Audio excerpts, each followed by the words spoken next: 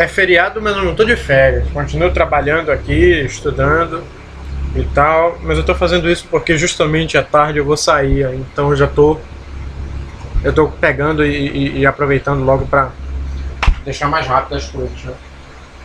Já deixar tudo preparado. Bom, vamos para a parte final, terceira parte. Teoria agnóstica da pena, fundamentos e possibilidades.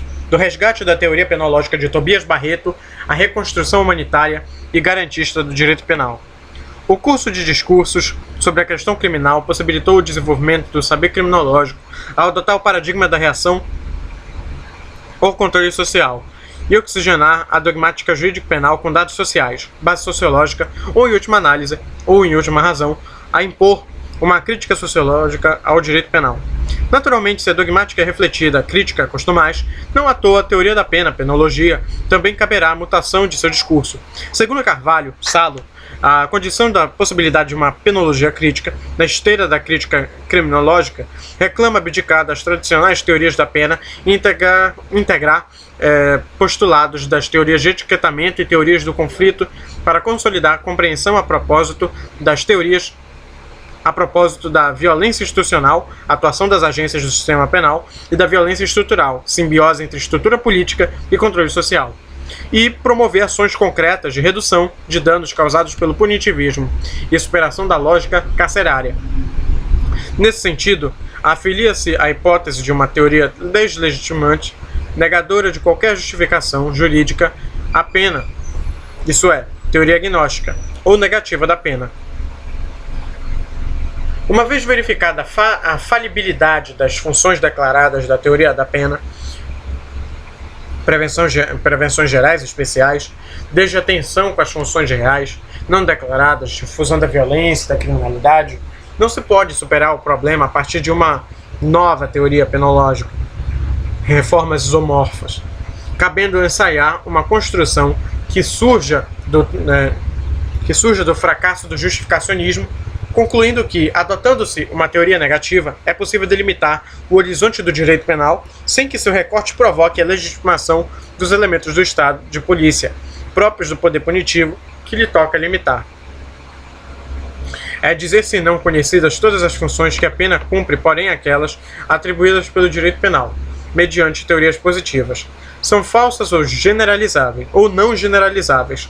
Urge concluir, pela procura de um conceito de pena delimitador do universo do direito penal, por um caminho diverso de suas funções. Para tanto, fundamental fazer um exercício de arqueologia e resgatar um saber produzido ainda no século XIX. Para além das críticas e equivocadas leituras realizadas sobre suas obras, Tobias Barreto é, sem dúvida, um dos grandes visionários do pensamento jurídico brasileiro, e, como propôs Zaffaroni, deve ser lido como um pioneiro latino-americano progressista contra a invasão do positivismo, ideologia neocolonialista, tendo resistido à ideologia racista reacionária disfarçada de ciência biologista antidemocrática, justificadora das elites das repúblicas oligárquicas da América Latina, da seleção racista e classista dos nossos sistemas penais, da luta contra o genocídio penal, do neocolonialismo. É que as raízes para uma construção teórica de deslegitimação da pena se encontram no seu clássico texto, Fundamento do Direito de Punir.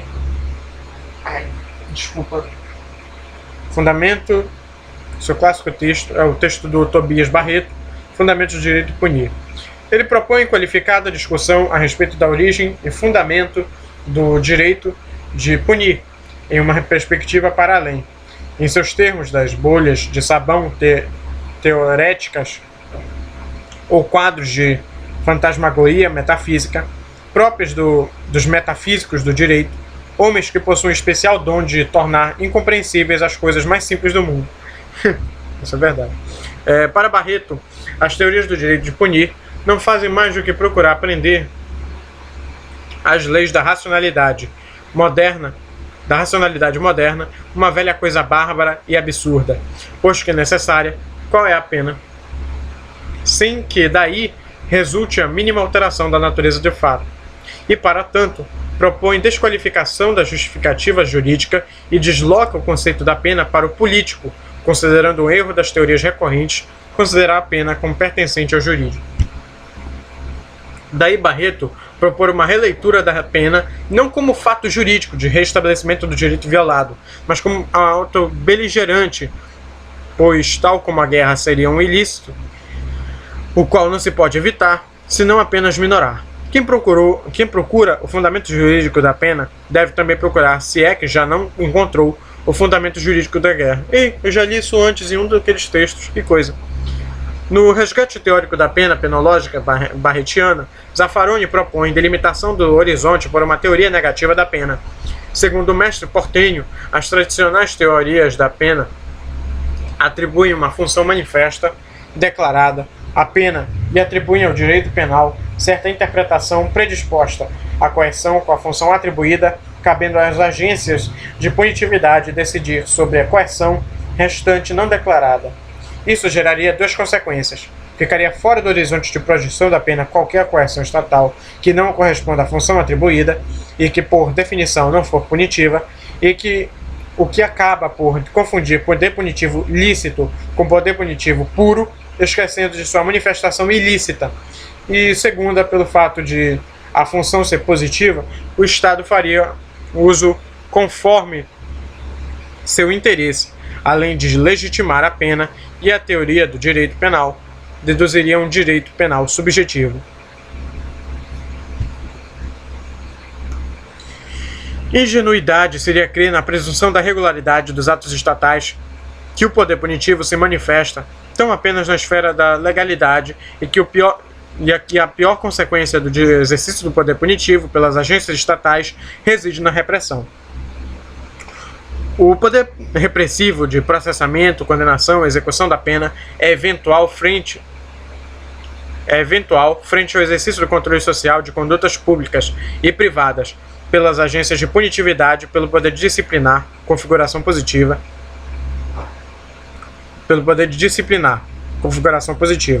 O sistema penal não se resume ao âmbito institucional e circunscreve na margem da legalidade controle punitivo, seletivo, militarizador, verticalizador, vigilante, disciplinador, devendo ser mapeado até sua ramificação subterrânea de violência. Zaffaroni delineia importante recorte de identificação das formas reais de manifestação do poder punitivo, a identificar na programação política da intervenção penal não apenas leis manifestas, Código Penal, leis penais especiais, mas também leis penais latentes, leis de cunho assistencial, pedagógico, tutelar, sanitário, e leis penais eventuais, leis que autorizam ou regulam o poder psiquiátrico, médico, disciplinar, assim como diferenciar os conceitos de pena, decisão de conflitos, que é um conceito que se obtém por exclusão, divergindo da coerção reparadora, solução de conflitos e coerção direta. Essa última, muitas vezes objeto da manifestação punitiva, prisões preventivas, ainda que isso não seja reconhecido oficialmente, ato administrativo de emergência, mas corroborando verdadeira superposição do Estado de polícia frente ao Estado de direito. A construção teórica deslegitimante é negativa por não conceber qualquer função manifesta positiva, de melhora à pena, e agnóstica, porque não se refere às porque não se refere às suas funções latentes, confessar, não conhecê-las. A construção direciona a manifestação da operacionalidade real do poder punitivo. Potentia puniendi, e não em sua construção consensual, ius puniendi, propondo a noção da pena enquanto uma coerção que impõe uma privação de direitos ou uma dor, mas não repara nem restitui, nem tampouco detém as lesões em curso ou neutraliza perigos eminentes. A pena nada mais é que exercício de poder. Na constante tensão entre Estado de Direito, prevenção de garantias do cidadão, Estado de polícia, exercício vertical e coação do poder punitivo, uma possibilidade factível de resistência e limitação do poder punitivo seria limitá-lo através da agência judiciária, a partir dos instrumentos oferecidos pela dogmática jurídico-penal. Isso é, dos atores do jogo processual a partir do saber dos juristas. Isso se deve pelo fato de a maior manifestação do poder punitivo, no que se refere às práticas de criminalização primária e secundária, não se encontram nas mãos dos juristas, mas das agências e subsistemas penais, que, a bem da verdade, possuem maior e principal gestão administrativa do poder punitivo, como é o caso das corporações policiais, sobretudo o seletivo input do sistema penal. A dogmática jurídico-penal, na metáfora do Dick, recuperaria sua racionalidade única e exclusivamente a partir da contenção das sujas e turbulentas águas do poder punitivo.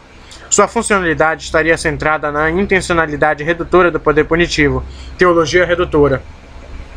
Teleologia, não teologia, tá? Tá louco? E isso só seria possível com, ademais do rechaço de qualquer hipótese legitimante do poder punitivo, no centro nervoso da pena, com reconstrução e validade das garantias do mais débil na proteção do indivíduo frente ao poder punitivo estatal. A hipótese adotada por Zaffaroni seria de reconstruir a dogmática do direito penal a partir do direito humanitário, restaurando o direito penal liberal, desde um horizonte de libertação de seus germens autoritários, antiliberais, legitimadores da potência puniendi, como ocorreu com as doutrinas que adotaram a ideologia da defesa social e teorias da pena pautadas no justificacionismo. Isso porque reafirma-se, tal como ocorre com a guerra,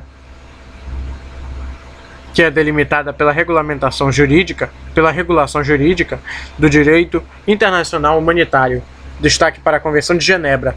O poder punitivo deveria ser limitado como ato político de manifestação de poder equiparado à guerra através das garantias cidadãs. Zaffaroni acredita ser desnecessário adotar qualquer teoria da pena para operar a redução drástica do poder punitivo.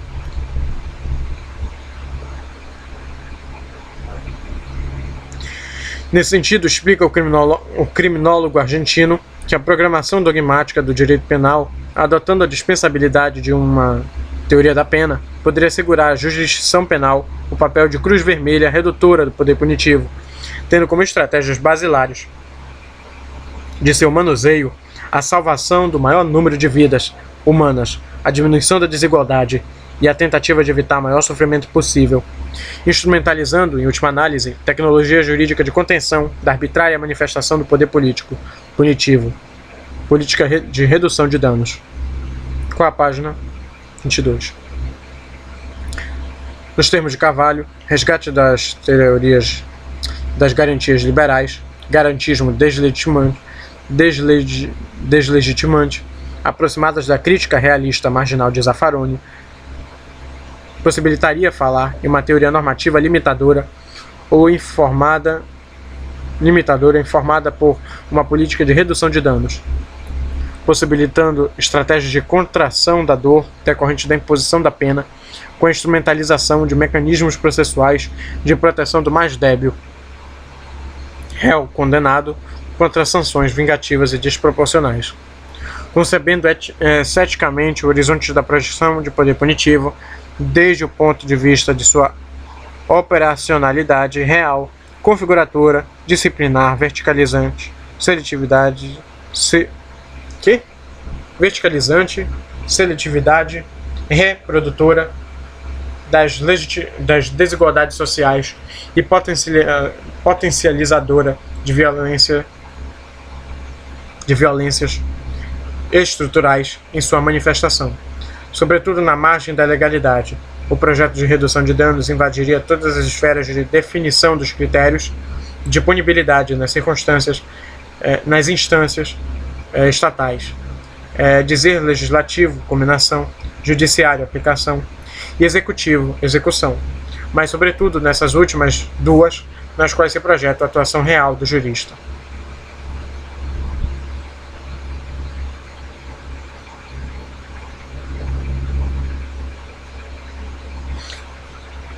Realismo marginal para além de ídolos, horizonte agnóstico, as possíveis rupturas no direito penal brasileiro.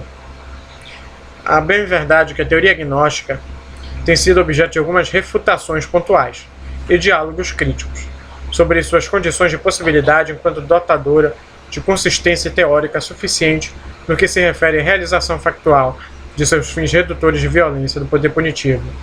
A despeito disso, em tempos em que se encrostam dificuldades concretas de limitação do poder punitivo, inegável que oferece interessantes construções teóricas que de fato possibilitam ratificar as garantias e proteger o mais débil cidadão a partir do resgate da teoria garantista liberal.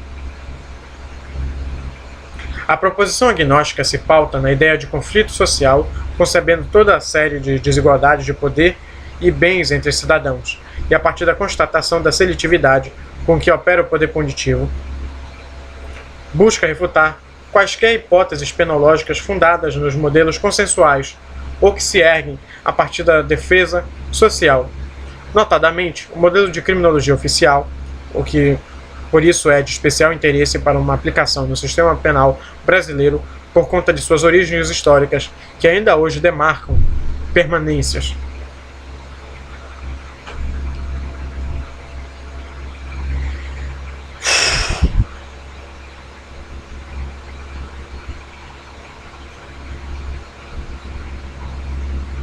Na América Latina, a criminologia positivista deu aso a um novo modelo integrado de ciências criminais, análogo ao inquisitório, e desde sua perspectiva racista evolucionista, propiciou verdadeiro apartheid criminológico, revivificado nos governos autoritários.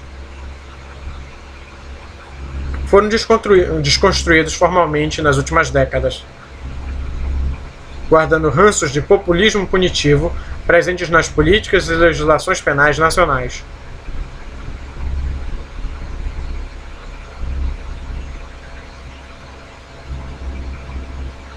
No ordenamento jurídico brasileiro, a despeito da Constituição da República de 1988, adotar posicionamento absenteísta e não explicitar qualquer programação político-criminal sobre os fins da pena.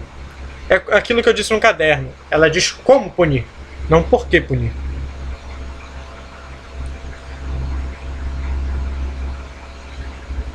As teorias legitimantes aparecem em forma de teorias unificadoras polifuncionais, por atribuírem à pena uma matriz mesclada de utilidades objetivas, conforme se depreende do artigo 59 do CP, o qual é taxativo no que se refere à adoção das teorias absolutas e relativas à dogmática da pena, bem como a adoção da teologia da defesa social e finalidade ressocializadora da pena aplicada ao criminoso.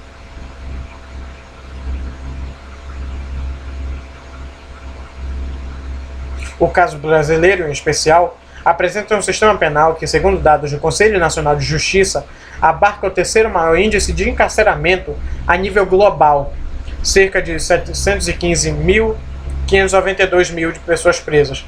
O Brasil ele só perde, parece que, para a China e os Estados Unidos. Ele está em terceiro. A Rússia deve ter perdido para o Brasil e ficou em quarto. Eu me lembro direito disso, tá? Mas é algo parecido.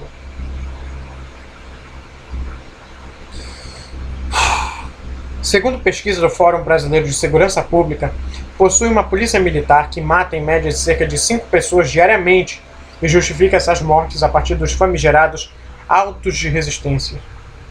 Não seria atos de resistência? Tá, né? E conforme aponta a pesquisa da Anistia Internacional, apenas com a polícia militares do Rio de Janeiro e São Paulo registram os autos de resistência índice de letalidade maior do que a realizada por países que possuem a pena capital formalizada, 42,16% a mais em 2018. Em 2011, perdão. Assim, frisa-se a emergência de assunção do projeto realista marginal.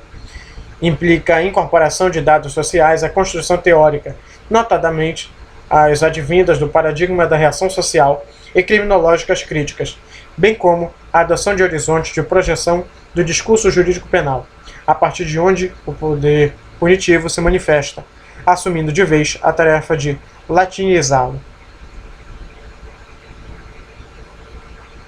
O enfoque social mais complexo e crítico sobre a análise do saber histórico é que não compreende as narrativas geracionais da humanidade como superadoras entre si. Qual a página? Conforme o tempo se adianta, como em uma lógica de linearidade, mas ao contrário, compreende a história como portadora de rupturas e permanências que as tradições carregam consigo.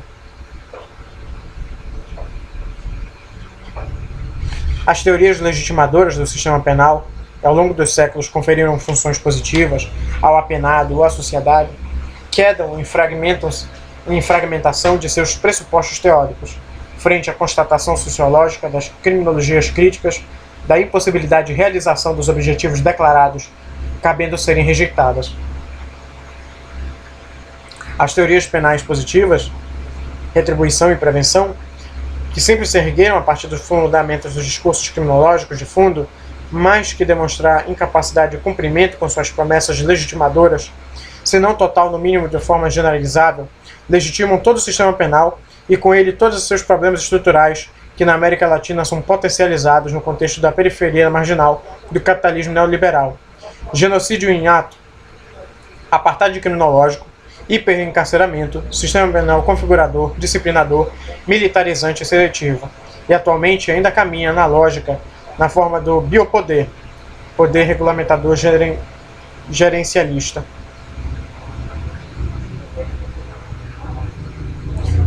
A adoção do referencial teórico de uma teoria agnóstica ou negativa da pena parece abrir campos de possibilidades para reflexão sobre mecanismos concretos de constrição do poder punitivo, desde uma perspectiva normativa da redução de danos a partir da efetivação garantista presente no saber dos juristas, a partir de uma atitude deslegitimadora e que compreende de justificação jurídica a pena, mas tão somente política, abre horizontes para a reflexão das condições de incorporação da lógica humanitária internacional e dos direitos humanos, bem como, simultaneamente, uma crítica externa e alternativa sobre os rumos de minimização, quiçá abolição de tão devastador controle social punitivo. A abolição não vai ter, realmente isso aí está longe de acontecer, mas pelo menos diminuir, nisso eu acredito.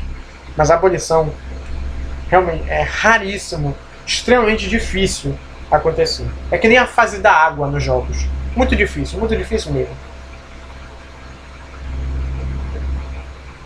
Cabe aos juristas, na tensão entre limites e condições reais, da melhor maneira e rumo ao melhor caminho, conduzir o que está se desgovernando.